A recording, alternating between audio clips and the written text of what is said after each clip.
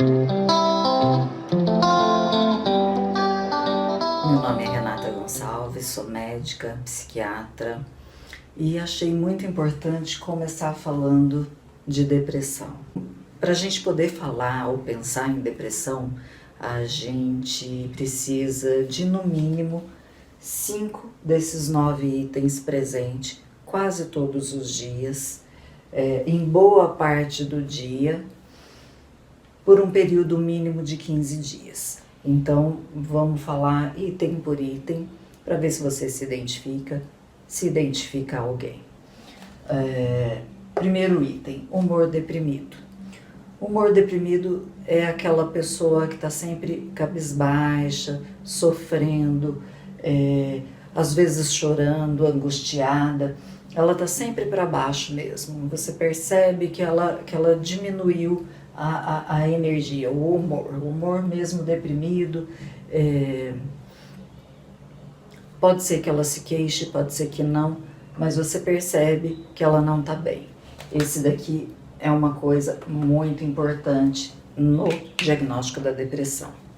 Segundo item, perda de interesse ou prazer. Essa perda de interesse e prazer se refere a coisas que a pessoa gostava de fazer e perde o interesse, perde o prazer realmente. Por exemplo, a pessoa que gostava de fazer um churrasquinho no final de semana, já não tem mais interesse, não faz, se alguém chamar não quer ir. A pessoa que gostava de ler um livro ou assistir uma série perde totalmente o interesse nisso. Até no trabalho, tem gente que ama o que faz e acaba perdendo o interesse, o prazer naquilo. Perda ou ganho de peso significativa. A gente considera aí uma média de 5% para mais ou para menos na alteração de peso, sendo que necessariamente a pessoa não deve estar fazendo dieta, nem para ganho nem para perda de peso. Então, alteração de peso que pode se dar por uma alteração do apetite. No caso da perda, a pessoa pode diminuir o apetite, não ter vontade, perder o prazer até na comida, assim como pode aumentar o que a gente chama de perversão de apetite.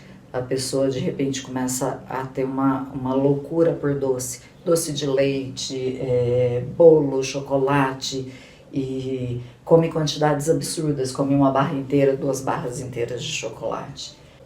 A alteração do sono, isso aqui é importante. Nem toda pessoa com depressão dorme o dia inteiro. Ela pode ter alteração de sono para mais ou para menos. Então a pessoa pode ter sim alteração de sono para menos. Ela não consegue dormir as horas que ela habitualmente dormia. E aquele outro mais clássico que todo mundo sabe, né? A pessoa fica o dia inteiro no quarto dormindo, não tem energia, não tem vontade de fazer as coisas. Fica com uma necessidade de sono aumentada.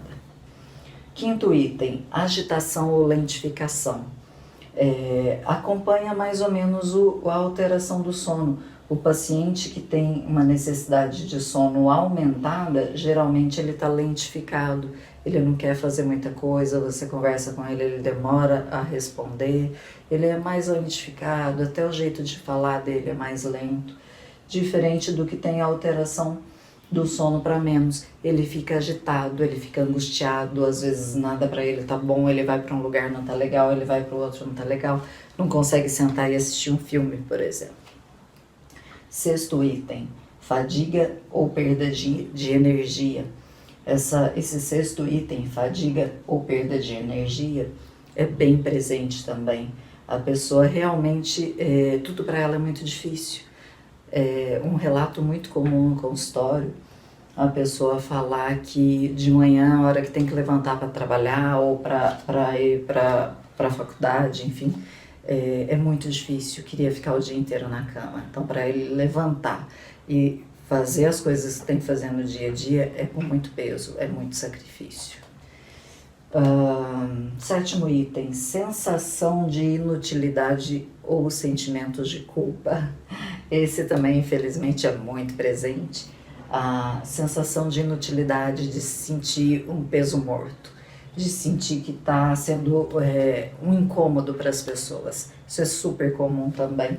E a sensação de culpa, carregar a culpa do mundo nas costas. Se sente culpado porque o filho pequeno brigou na escola, se sente culpado em relação ao marido, em relação à esposa, em relação aos pais.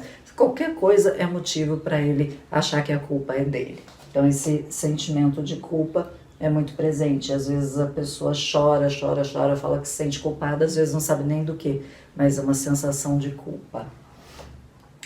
8º item, capacidade de pensar e de se concentrar diminuída. Isso daqui acarreta muita dificuldade no trabalho, na vida acadêmica, porque realmente a capacidade de se concentrar é muito diminuída. Ele começa a ler um texto, um livro, ele não consegue, ele tem que ficar voltando várias vezes para reler, não consegue ter um bom desempenho no trabalho, um bom desempenho acadêmico, por conta dessa diminuição da concentração e da capacidade de pensar, de tomar decisão. Acaba gerando muita dúvida em relação ao que vai fazer no futuro, em relação ao relacionamento que está, fica sempre inseguro. A sensação de insegurança vem muito dessa capacidade de pensar diminuída. E por fim, o 9º item é o pensamento recorrente de morte. Isso não quer dizer o paciente suicida, não. Tem vários tipos de pensamento recorrente de morte. Ele pode ficar pensando o tempo todo que alguma coisa de muito ruim vai acontecer com alguém que ele gosta, com o filho, com a mãe, com o pai. O filho sai para ir para uma festa, fica com medo do filho não voltar, acha que vai acontecer um acidente, às vezes até impede que o filho saia de casa. E tem também o pensamento de que algo possa acontecer com ele, que tem uma doença muito grave que vai morrer. Assim como pode já ir para o outro lado, pensando que a morte seria um alívio. Ou então pensar que, de repente, se ele se matar, tudo vai ser resolvido. E aí vai mudando de patamar, evoluindo até para uma tentativa de suicídio. Primeiro ele tem a sensação de que se morrer tá tudo certo, não vai fazer falta para ninguém. Depois ele já começa a pensar na morte como um alívio para ele.